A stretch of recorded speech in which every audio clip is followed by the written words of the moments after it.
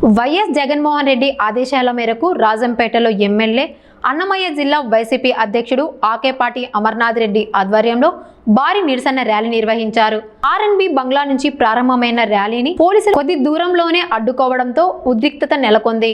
ర్యాలీని అడ్డుకోవడం ప్రజాస్వామ్య హక్కులను కాలరాయడమేనని, శాంతియుత నిరసనలకు అనుమతి ఇవ్వాలని ఆకేపాటి అమర్నాథ్ రెడ్డి డిమాండ్ చేశారు. విద్యార్థులు, యువత సమస్యలపై మాట్లాడే గొంతును అణిచివేసేందుకు కూటమి ప్రభుత్వం ప్రయత్నిస్తోందని ఆయన ఆరోపించారు.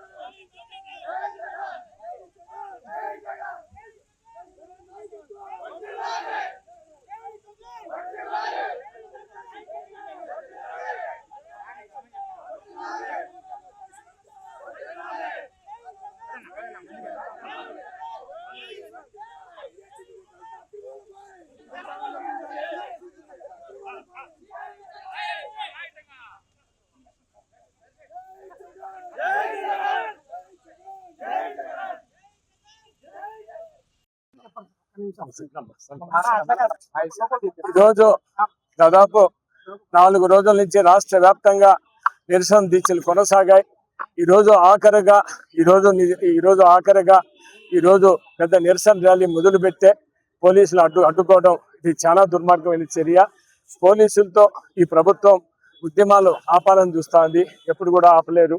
ఈ నిరసన దీక్షలను కావచ్చు, ఈ ఉద్యమాలు ఇంకా కూడా కొనసాగింపు జరుగుతుంది, ఇంకా కూడా ఎక్కువ ఉద్యమాలు చేయడం జరుగుతుంది.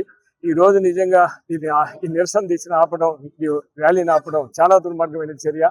తప్పకుండా ఈ లోకేష్ వెంటనే రాజీనామా చేయాలా, దీన్ని సిబిఐ ఎంక్వైరీ చేయాలా.